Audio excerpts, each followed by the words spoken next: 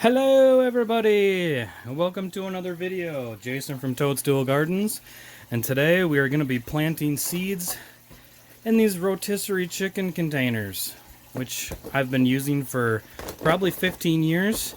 And I'm also going to show you how I like to do it with these little McCormack Tupperware containers.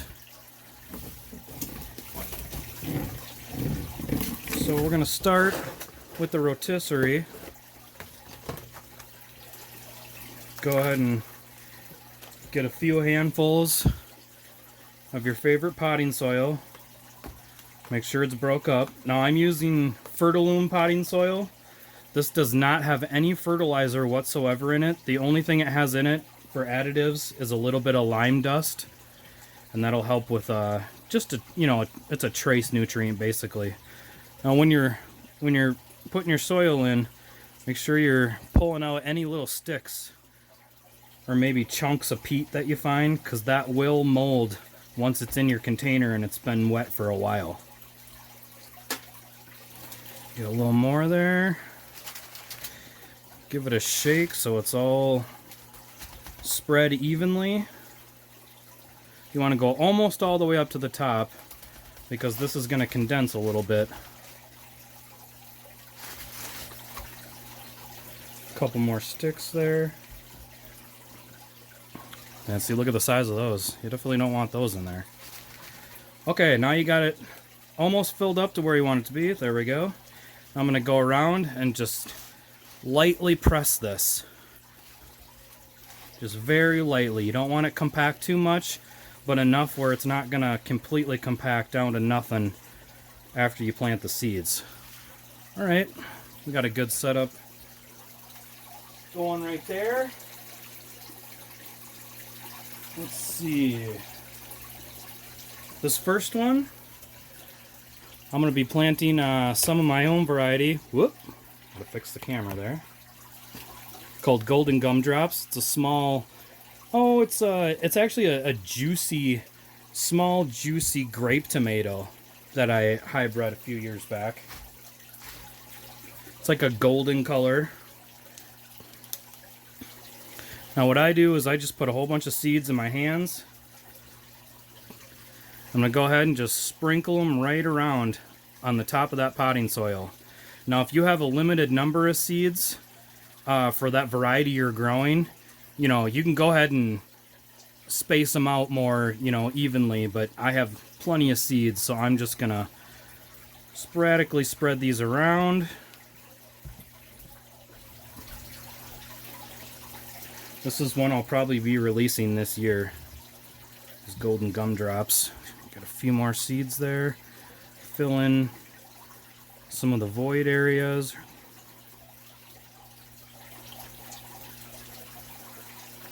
Now, I've had excellent germination with this process. Goes back in. We'll take some of these clumps, maybe spread them out a little bit. We don't need 10 seeds in one area. Although it's fairly simple to divide these up. Now what we're going to do is we're going to take our potting soil and we're going to sprinkle roughly a quarter to a little more than a quarter inch of potting soil on top of these seeds.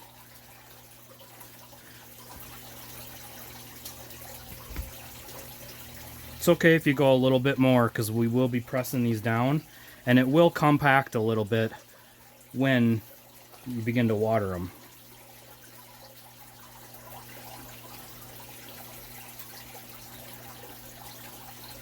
Make sure you cover up most of the seeds, or all of them, so you can't see them.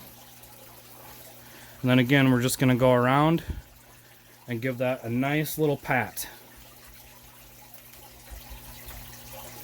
Then, for watering, I just like to use, a spray bottle bottom, or any kind of bottle you really want to use. But you put your 2 fingers over the hole, and you just kind of drizzle it in over those seeds. I like to go around once, then back and forth, then back and forth the other way. Just want to make sure they get soaked in really nice. Now you know you have enough water. If that water is starting to pool, you just kind of pay attention so you don't get too much water in there. That's about good right there. Now if you have any exposed seeds, like we got one right here, just kind of wiggle him in, put some potting soil over the top. There's another one right there. Cover him up, get that stick out of there. And you go ahead, you take your cover, and you just stick it right on. Most of them have these breathers on the top. I recommend having those open so it can get a little bit of air while it's germinating. And then while you're waiting for the seeds to pop up, what you want to do is you want to pop that top, and you want to waft some air in there. You know, I usually do it once a day if the seeds are not up, or if the plants are not up. But once they start coming up, you want to take that off and waft that at least 2-3 times a day, just to make sure you're not getting any mold or something like that. So then you want to take something to make a label. I got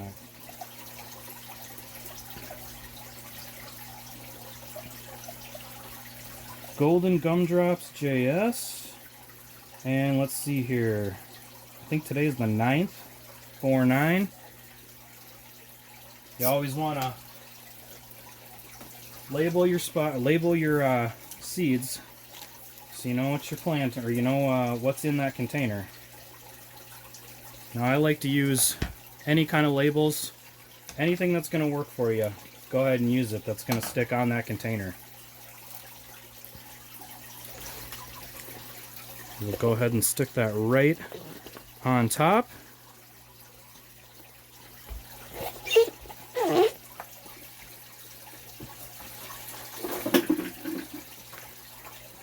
And then,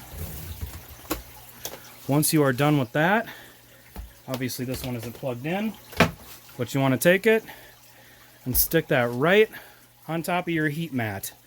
Now I leave them on the heat mats about, I don't know, 4 weeks or so after they start germinating, just to keep those roots warm, and it helps keep that plant growing a little faster than normal. My grow room is at 78 to 80 degrees all the time. I'll just show you one right here. Same thing. These were planted, let me see, these are cream sausage. This is a white paste tomato. These were planted 311, and they are ready for transplant. I'll get these out in the greenhouse next week. I like to harden them off in these containers, because then I'm hardening off, 100 plants in one container compared to 100 plants in small little 3-inch containers, which will take a lot more time to move and a lot more effort. Okay, so the second one, you can get these McCormick Tupperware storage at the dollar store. You can get 2 of them for like $1.25, and this is an awesome way that I've been doing for a few years. If you have, if you don't have to plant, 150 to 100 seeds. Now we aren't going to use these tops. You can use these tops if you want to. If you're only using one, put your potting soil in there, leave it down about 1 inch after you plant your seeds. You put your cover on, you put it on your heat mat. But we're going to do it a little different. I'm going to use 2 of these. And we're going to be doing some Pink Jazz beefsteak tomatoes in these. So the first thing I'm going to do is I'm going to get my label.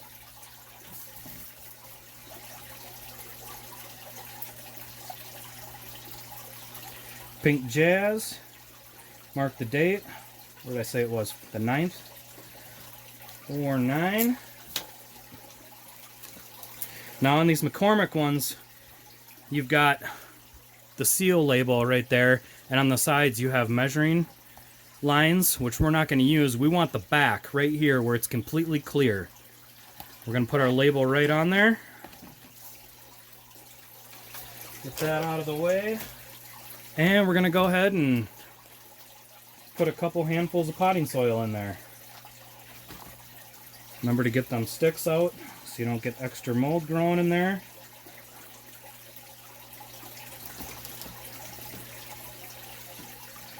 Now these have lines right on the about mid container. You want that about an inch higher than the line or so, right at that 750 mil line.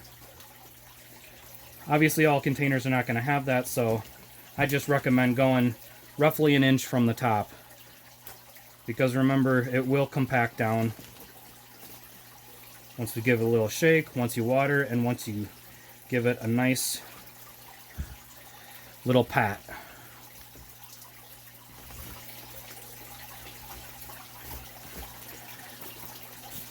Okay, we're gonna grab our tomato seeds. These pink jazz are awesome. It's like a pink tomato with like orange and yellow streaks. Little less juice than a standard beefsteak, so they're excellent slicers. They're just excellent tasting tomatoes. Very prolific too. Easily get 12, 15, little, maybe even a few more on one plant. Mine were absolutely loaded. Go ahead and sprinkle those seeds around.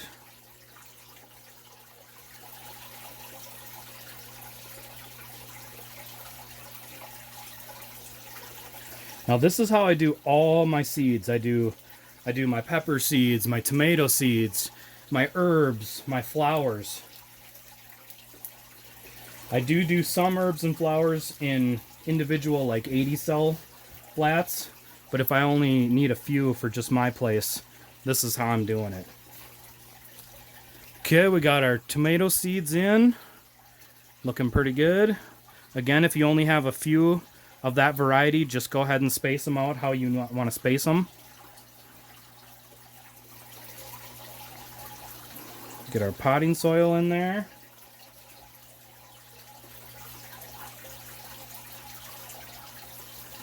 Now you can do this with just about any plastic take-home containers. I do it with a lot of stuff. You know, you got the rotisserie chicken, you got these Tupperwares. I use like plastic cookie containers, cupcake containers. I mean, anything that's going to save you money and, you know, save plastic from going into the landfill.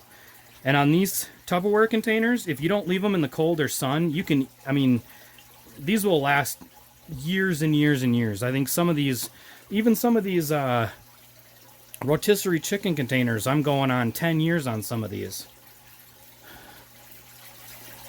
Okay.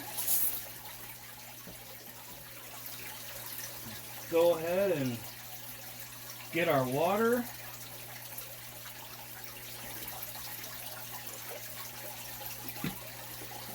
Go ahead and water these guys in. Again, you don't want that to flow super heavy.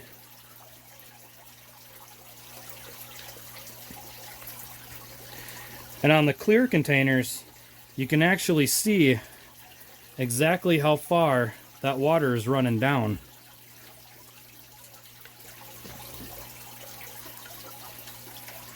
You want to get a good soak in them. Now you see how the water's starting to set up on the top and bubble down? That's when you know you're done. Now, if you want to just go ahead and be done like that, you can go ahead and just slap that cover right on, and that's going to act like a little mini greenhouse, but I'm going to do it slightly differently. I'm going to go ahead and make sure the back of the container is nice and dry, because we're going to put some tape on it. Now we're going to take our second clean container, and we're going to find that clear side again, and we're going to put it right on top so that clear side is on the same side as the label. So you have a nice window looking right in there. So we'll turn this guy around, make sure it's dry so our tape is going to be sticking. And again, you want the little McCormick sign on the back. Now I'm using this 1.5 inch painter's tape. And you want to strip about 3-4 inches. You want to line that up perfectly on the containers. And then you just simply Stick your tape right in between them. I like to fold it over on the top so it's a little more secure. Fold it over on the bottom. And you've got yourself a nice little mini greenhouse.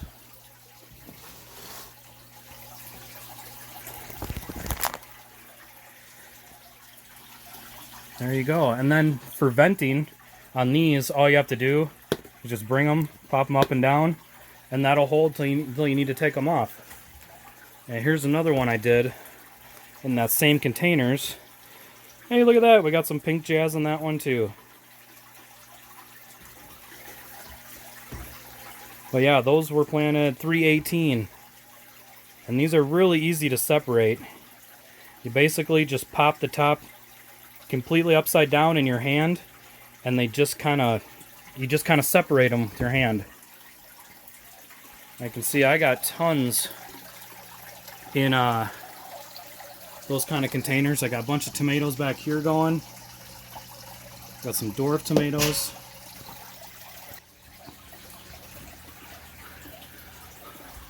Nothing but recycled plastic containers and these newer McCormick's. Just because I was getting down there on some of my varieties, or some of my rotisserie chicken ones, and I figured I'd get a few more of those. Some more down here. So there you go. It's exactly how to plant seeds in recycled plastic containers. Hope you guys give it a try. Let me know in the comments if you guys try this out and it works for you, because I've had nothing but success. So until next time, Jason from Toadstool Gardens, happy growing!